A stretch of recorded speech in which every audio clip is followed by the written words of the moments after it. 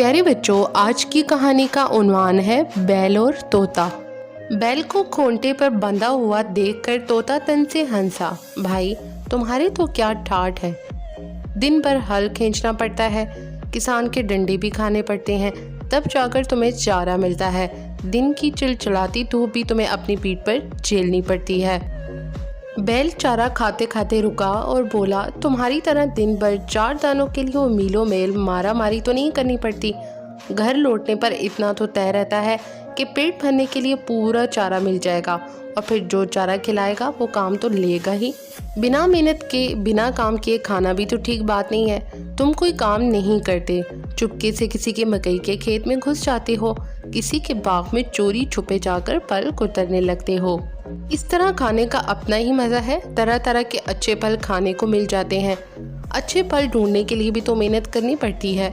हमें जो आज़ादी मिली हुई है, इसका तो मज़ा ही कुछ अलग है। हम अपनी मर्ज़ी के मालिक हैं।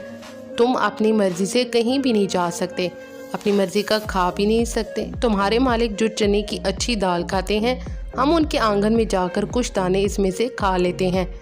तुम्हारे आंगन के आम के पेड़ पर हर साल मज़ेदार आम लगते हैं, तुमने कभी चखे भी नहीं होंगे।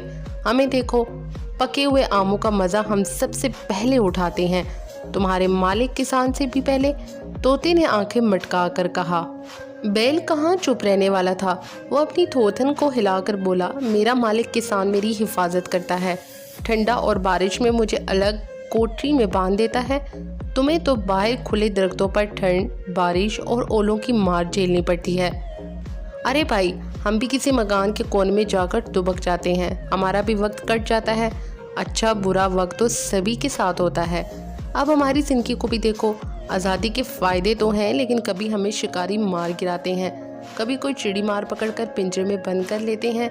आसमान में उड़ते हुए भी बाज़ उकाब झपटा मारकर हम पर हमला कर देते हैं। आज़ादी मिली है तो इसकी कुछ कीमत तो चुकानी ही पड़ेगी। मज़ा और आज़ादी कोई मुफ्त में थोड़े ही मिलते हैं।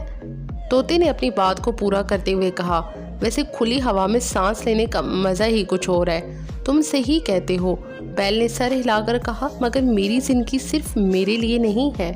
मैं जिस फसल को उगाने में मदद करता हूँ, इससे पूरे ख़ानदान की परवरिश होती है। मेरा मालिक मुझे चारा खिलाने के बाद ही खाना खाता है।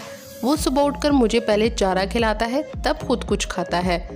मेरी ज़िंदगी तुम्हारी तरह आज़ाद भले ही ना हो, मगर एकदम बेमायनी भी नहीं है।